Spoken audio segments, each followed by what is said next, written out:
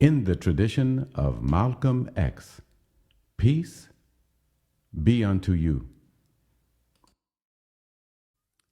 I am sure that you have heard the old saying,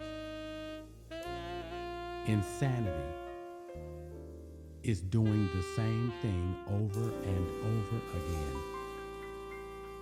expecting a different result. That's a popular definition of insanity. That's not a clinical definition of insanity. That's a popular definition of insanity. But it does suggest that individuals and peoples can be creatures of habit and not creatures of logical reasoning. Creatures that understand the principle of cause and effect.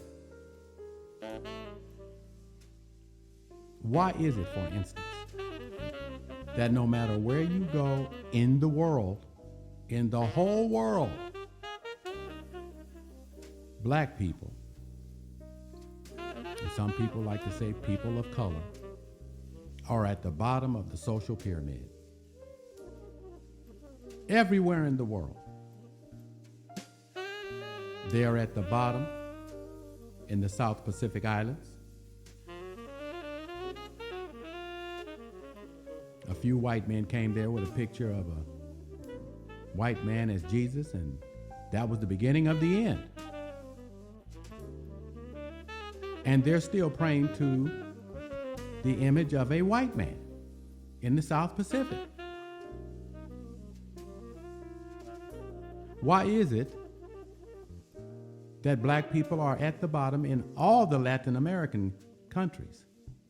Mexico, Argentina, wherever you go, Brazil, people of African descent are at the bottom of the social pyramid and are kept there by repression, political and economic repression. Why is it in the Caribbean islands black people are at the bottom, even on islands where they are the majority?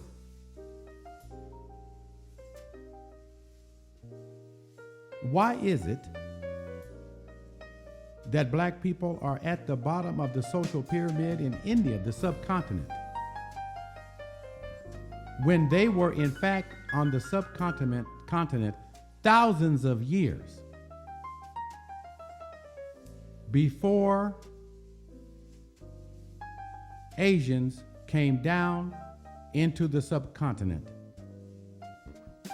and gradually took it from them and put them at the bottom of their constructed caste system? Why is that? Why is it that they're at the bottom of the social hierarchy in every nation on the continent of Africa, even though in most of those nations they are the majority population? Why is it that they allow Europeans to come in, shovel ready, to take all their mineral resources out of Africa to grow wealth for their nations and to maintain African people in abject poverty? And not just material poverty, but poverty of the spirit, poverty of the soul. The poverty that ignorance and superstition and belief in magic all indicate. Why is that? Everywhere the case. And why is it in the United States of America, African people who were legally freed from slavery remain enslaved, are in so many words still picking cotton,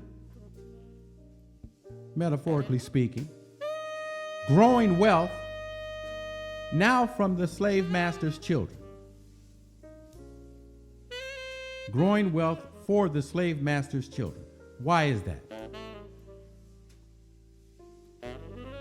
Well, that's due to ignorance, and that's due to cultural habit, along with hundreds of other bad habits. Bad parents, degenerate mothers who pass on the bad habits to their children, the self-hatred, who teach them that their children's place is at the bottom of the social order to entertain white people, to serve their interests. Why is that? Can we just say that it's because of ignorance? Is the problem deeper than that? Is there more to it than just saying, oh, black people are ignorant people? Well, it's true. Black people have children who today cannot read and do math proficiently. That's nationally known. 90% to 85% of black children read below proficiency. And every one of them pretty much go home to a parent or parents who claim to be their guardians, who have legal authority over them. But the ignorance persists.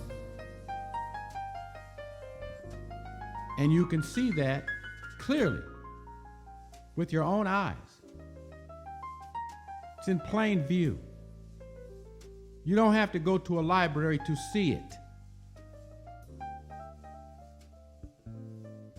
Generally, black children are out of control. Not just black children, but I'm talking about black children. Black children are out of control with their music, the kind of music they listen to, with their dress styles, and with their confusion even about their identity.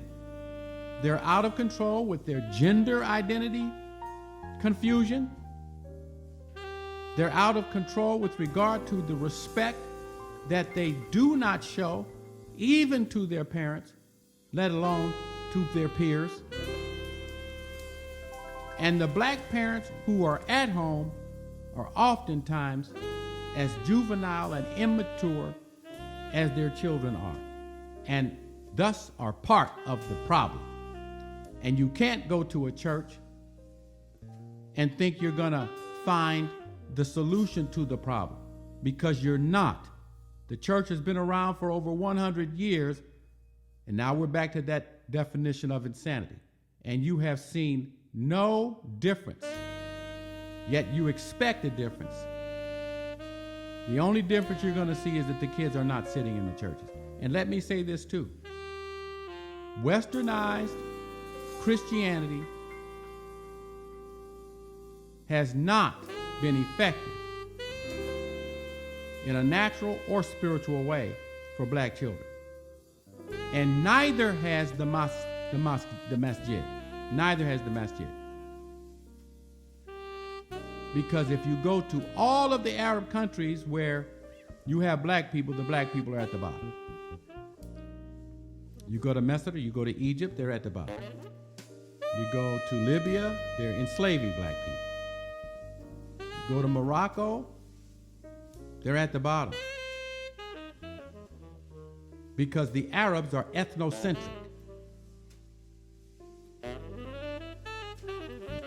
And they distribute wealth and opportunities on the basis of whether or not you're Arab and you speak Arabic.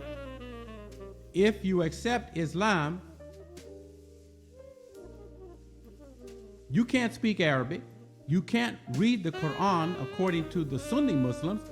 If you can't read the Quran in Arabic, well, you're not reading the Quran. So guess what? Oh, only they can read Arabic, so only they can tell you what Islam is. Do you catch that? Do you get that set up? You're going to always be their student. They're going to always be telling you what Islam is.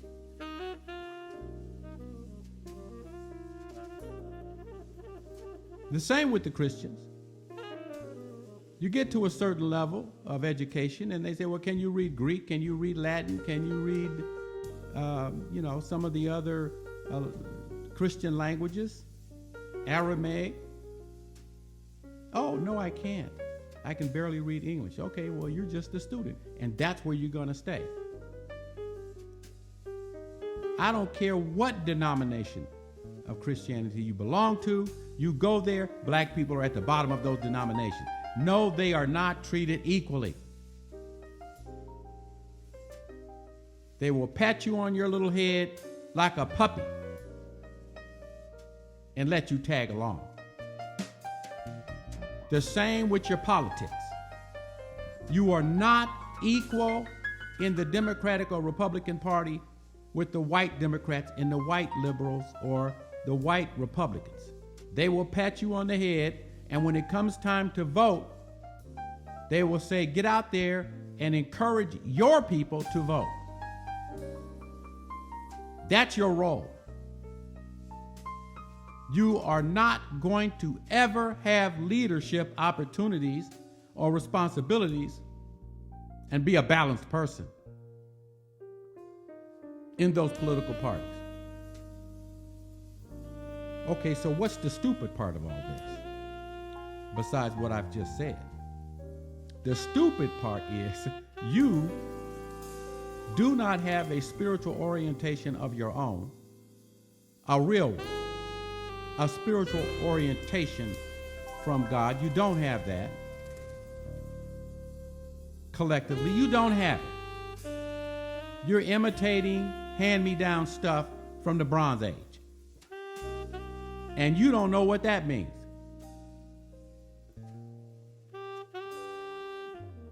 So, you don't have any kind of interest in even organizing politically on your street. But you'll run your butt out there and you will say, oh, vote for the Republican so-and-so, vote for the Democrat so-and-so. You know, if we don't get them in power, it's gonna be a bad situation for it. It is a bad situation for us all the time. That's an insane proposition to make when there has been no substantive change for African Americans in the United States. You say, well, I'll join the military. Well, they'll pat you on the head and say you can tag along.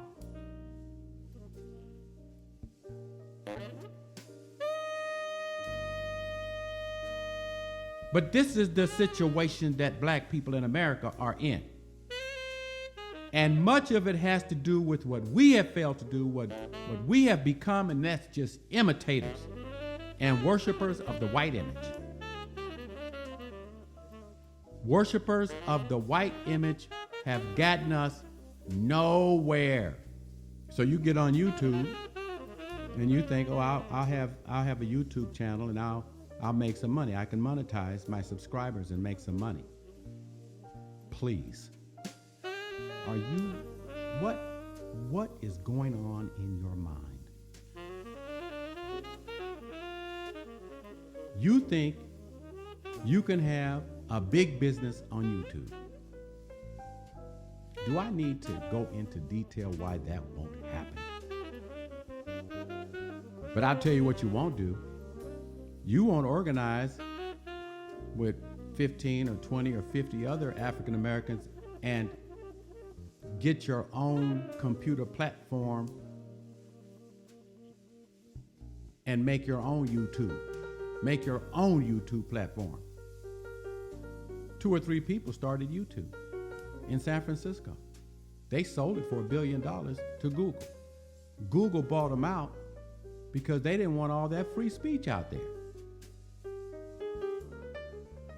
They allowed for absolute free speech when they started YouTube. Now you've got censor rules, you've got all kind of things you can't say or you're afraid to say. because you don't want to lose your channel and your subscribers and your monetizing opportunities. See, that's why smart people think you're stupid. You will not work together at any level, or I don't want to leave this out. You think you can be a rapper. Maybe you're 18 or 19. Instead of going to school and getting a degree in chemistry or math or astronomy or physics or becoming a carpenter or a plumber, you're going to rap. You're going to be a rapper.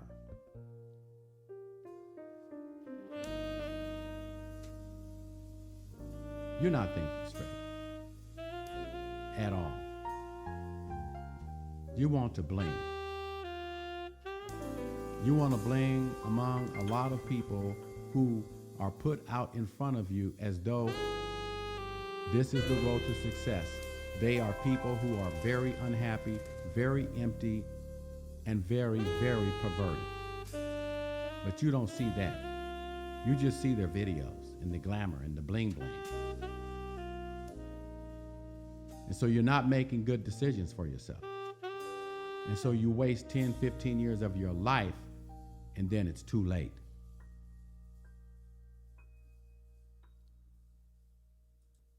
So there's a lot of reasons why we're at the bottom all over the world and in the United States. Despite all the schools, despite all the libraries, despite all the books that are available to us in the United States, I haven't seen anybody, I have never seen an African American go into a library and get put out because they want to read. But the libraries are virtually empty most of the time, and you don't have authentic spirituality, and you want to be a star on YouTube or you want to be a rapper, you can't read, you can't write the lyrics, you can't write the music. You got to go to somebody else to do that. You don't want to get married, you don't want families. And your mama is probably degenerate because she ain't got no husband and she going from man to man to man to man, setting another negative example for you.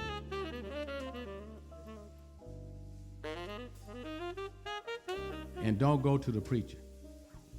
That's an absolute waste of time. Westernized Christianity has never worked for black people. It never will. And Sunni Islam will never work for black people. It doesn't work wherever Sunni Islam is established overseas.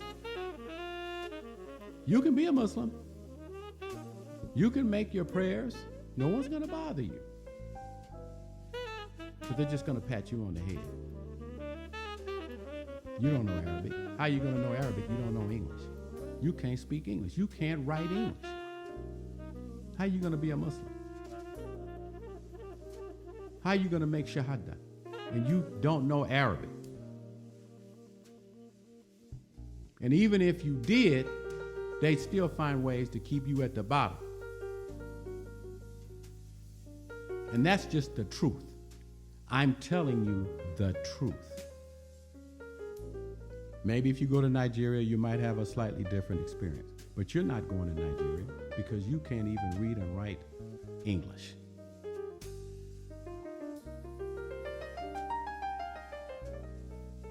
And that's a sad commentary on black people in the world today. I'm in it. I'm trying to deal with it as best I can. But I don't see too many of our people trying hard enough. I am Dr. Stephen Nur Ahmed. Peace be unto you.